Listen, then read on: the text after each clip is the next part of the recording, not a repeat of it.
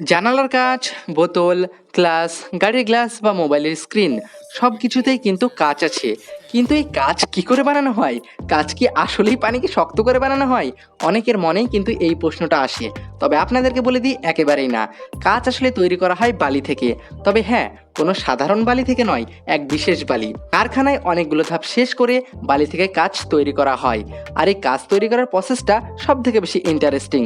আপনাদেরকে সম্পূর্ণ প্রসেস দেখাবো।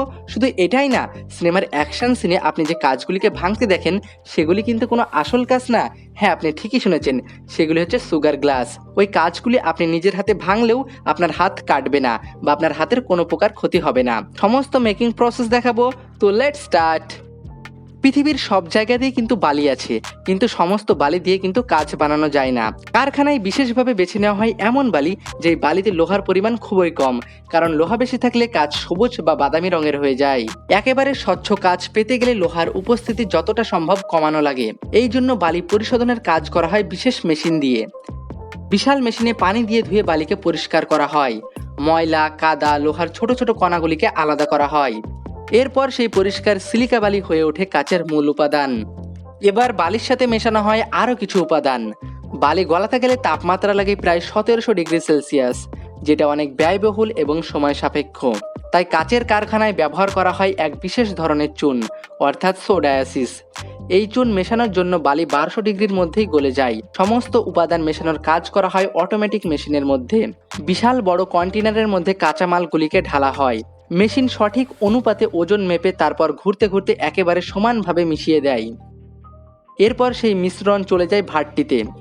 ভাঁড়টি হলো এক ধরনের বিশাল চুলহা, যেখানে সবসময় আগুন প্রচণ্ড তাপমাত্রায় জ্বলতে থাকে। চুলহার ভেতরে তাপমাত্রা প্রায় 1500 থেকে 1600 ডিগ্রি সেলসিয়াস হয়ে থাকে। এই আগুনে ঢোকালে বালি ধীরে ধীরে গলে গিয়ে একবারে ঘন আঠালো হয়ে যায়, একদম তরলের মতন। দেখতে যেন একদম আগ্নেয়গিরির লাভা। গলানোর ধাপে কিন্তু অনেক সময় লাগে। এই পুরো প্রক্রিয়াটা সম্পূর্ণ হতে 24 ঘন্টা মতো সময় লাগে। এই চুলহা এক বিশেষ ধরনের পাথর দিয়ে তৈরি, যার ফলে এত তাপমাত্রায়ও পাথরগুলি গলে যায় না। আর এই চুলহাগুলি সবসময় চালু রাখতে হয়, কারণ একবার বন্ধ করলে আবার চালু করা ভীষণ ঝামেলা। তাই কাচের কারখানায় চুলহা কখনোই নিভানো হয় না। এবার আসে কাচকে আকার দেওয়ার ধাপ। এখানে আলাদা আলাদা টেকনোলজি ব্যবহার করা হয়। কাচের জানালার জন্য গলিত কাচগুলিকে মিশ্র টিনের ওপরে ঢালা হয়। টিনের ওপর গলিত কাচ ভেসে থাকে এবং ধীরে ধীরে সমান হয়ে যায়। টিন যেহেতু একেবারে মসৃণ আর সমতল হয়ে থাকে, তাই কাচ সমান সিটে পরিণত হয়ে যায়। এরপর এই সিট ধীরে ধীরে টেনে বের করা হয় এবং ঠান্ডা করা হয়। এর ফলে পাওয়া যায় একদম সোজা, মসৃণ, স্বচ্ছ জানালার কাচ। অন্যদিকে বোতল, গ্লাস বা নানা ধরনের পাত্র বানানোর জন্য ব্যবহার করা হয় মোল্ডিং পদ্ধতি। এখানে গলিত কাচগুলিকে গ্লোবের আকারে কেটে বিশেষ ধাতব ছাঁচের মধ্যে ঢালা হয়। গলিত কাচগুলিকে ভেতরে ঢোকাবার পর ভেতর থেকে প্রচণ্ড বাতাস দেওয়া হয়, এতে করে কাচ ফুলে ওঠে এবং ঠিকঠাক আকৃতি ধারণ করে। এইভাবেই তৈরি হয় বোতল, জার বা গ্লাসের মতো জিনিস। কাচ তৈরি হওয়ার পরে আরেকটা সমস্যা থেকে যায়। যদি হঠাৎ করে কাচকে ঠান্ডা করে ফেলা হয়, তাহলে কাচ ফেটে চূর্ণ বিচূর্ণ হয়ে যাবে। তাই কাচকে ধীরে ধীরে ঠান্ডা করা হয়।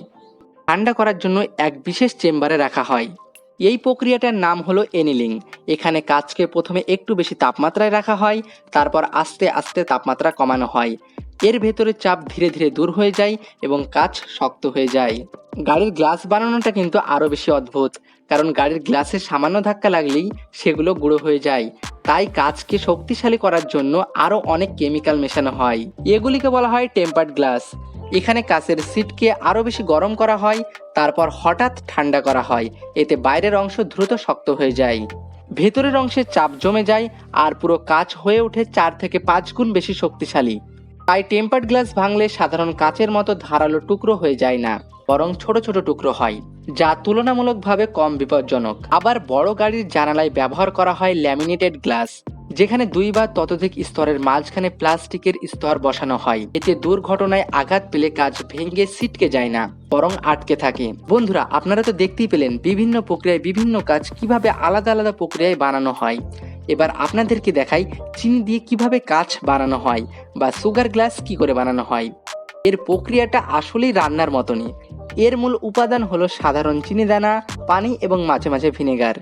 এগুলিকে একসাথে মিশিয়ে গরম করা হয়। ধীরে ধীরে চিনি গলতে শুরু করে, তারপর আঠালো সিরাপে পরিণত হয়ে যায়। তখন সেটিকে ঢেলে দেওয়া হয় বিশেষ ছাঁচে। কয়েক ঘন্টার মধ্যে সেটি ঠান্ডা হয়ে গেলে সেটি জমে গিয়ে কাচের মতো স্বচ্ছ কঠিন অবস্থায় পরিণত হয়। এই পর্যায়ে কাচকে সবুজ, বাদামি এবং অন্য যে কোনো সেট দেওয়া হয়। সুগার গ্লাস আসলে কাচের মতো দেখতে হলেও এটা ভাঙ্গার ধরনটা আলাদা। একে আঘাত করলে খুব সহজেই ভেঙে যায়, আর ভাঙার টুকরোগুলি ধারালো হয় না। তাই যখন আপনি মুভিতে দেখেন কেউ বোতল ভাঙছে বা জানালার কাচকে ভেঙে চলে আসছে, সেগুলি দেখতে ভয়ঙ্কর মনে হলেও সেগুলি কিন্তু একেবারে নিরাপদ। তবে সুগার গ্লাসের একটা ঝামেলা আছে, এটি সহজেই নরম হয়ে যায়। এই জন্য মুভির শুটিংয়ের আগে বানিয়ে রাখলেও ব্যবহার করার আগে পর্যন্ত বিশেষভাবে সংরক্ষণ করে রাখা হয়। মজার বিষয় হলো আমরা কাচকে কঠিন ভাবি, কিন্তু এটা হলো এক ধরনের অ্যাটমস্ফিয়ার সলিড, মানে তরল এবং কঠিনের একদম মাঝামাঝি অবস্থানে থাকে। আশা করছি আপনি সবকিছু বুঝতে পেরেছেন, সবকিছু আপনার কাছে ক্লিয়ার হয়ে গেছে। তো এই ভিডিওটি দেখতে কেমন লাগলো কমেন্ট বক্সে কমেন্ট করে জানান।